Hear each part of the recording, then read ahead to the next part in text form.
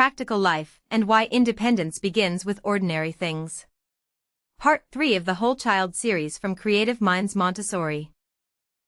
One of the most powerful, and most underestimated, parts of early childhood education goes by a plain name: Practical Life. No flashcards, no apps, no equipment you don't already own.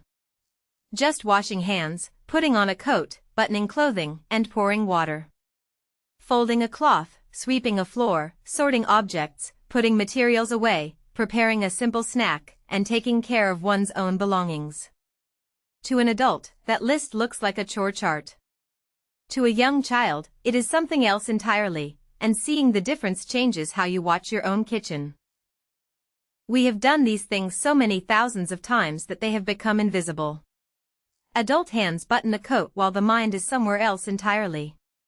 But to a young child, every item on that list is new territory. These are opportunities to understand how the world works and, more importantly, to experience themselves as a competent participant in it. That is why, in Montessori classrooms, you will find child-sized brooms and real glass pitchers treated with the same seriousness as any academic material. The work is ordinary. The learning is not. Consider sweeping. An adult sees a simple household task, 90 seconds between dinner and dishes. A child sees a sequence of genuine problems to solve. How do I hold the broom? Where should I stand? How much pressure should I use? How do I move the dirt into one place instead of scattering it everywhere? What happens if I move too quickly? And how do I know when I'm finished? None of these questions has an obvious answer for someone doing it for the first time. Each one must be worked out through trial, observation, and adjustment. Along the way, the activity quietly exercises movement, coordination, spatial awareness, concentration, sequencing, judgment, and responsibility. It also builds the most underrated skill of all: completion, carrying a task all the way to done, including putting the broom back where it lives. Watch a 3-year-old sweep and you will see the furrowed brow you usually associate with chess players. That expression is the point. The dirt is almost incidental. What is really being swept into shape is the child's own capacity to attend, persist, and finish. Practical work delivers something worksheets rarely provide: a visible result produced by the child's own effort. The floor is cleaner. The table shines. The banana slices sit on a plate that a very small someone will proudly carry to a friend. The child can see the difference they made, and no adult praise is required to confirm it, because it is verified by reality itself. The floor is cleaner because I did it. A child who accumulates these experiences begins walking through the world as someone acting on their environment, not someone waiting to be acted upon. A father told us about the Saturday his son, just turned 4, dragged a stool to the sink and washed his own snack plate, badly, wetly, and with total absorption. My instinct was to redo it when he left, the father admitted. Then the boy came back, looked at the plate in the rack, and stood a little taller. Dad left the water spots alone. They were his. The blunt truth is that the plate was not clean.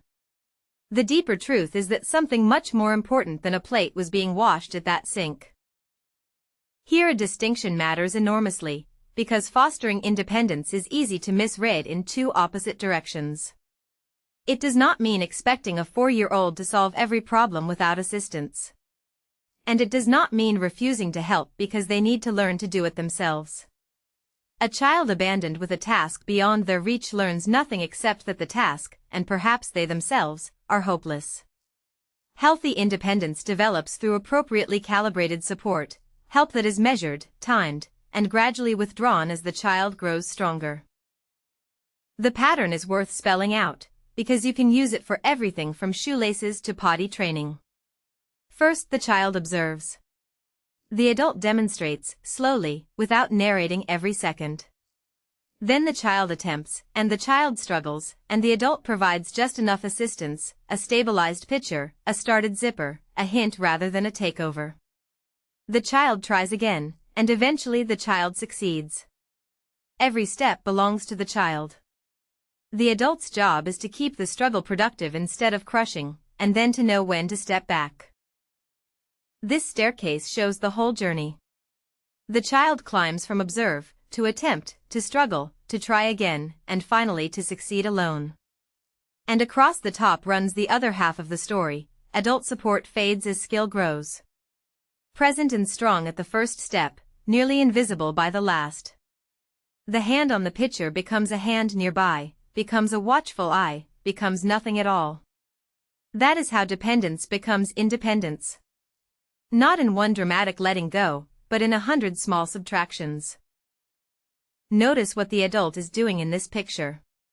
Not disappearing from the learning process. The adult is carefully designing the conditions under which the child can eventually function without the adult. That is a profound difference, and it is the same principle behind discipline that builds self-regulation rather than mere compliance. The goal was never to be needed less because we care less.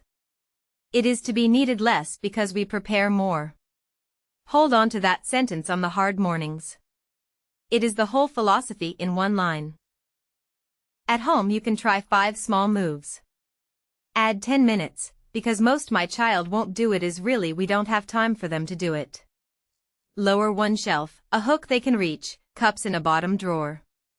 Demonstrate silently, then hand it over, since children cannot watch your hands and process your words at the same time.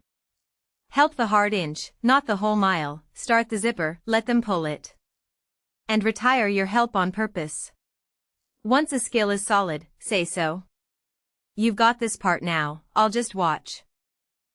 The big idea of part 3, ordinary tasks are where independence is born, and your calibrated, fading support is what makes it possible. Read the full guide, and the whole 14-part series, at creativemindsmontessori.com/parenting. And if you're in Frisco, come see our classrooms in person.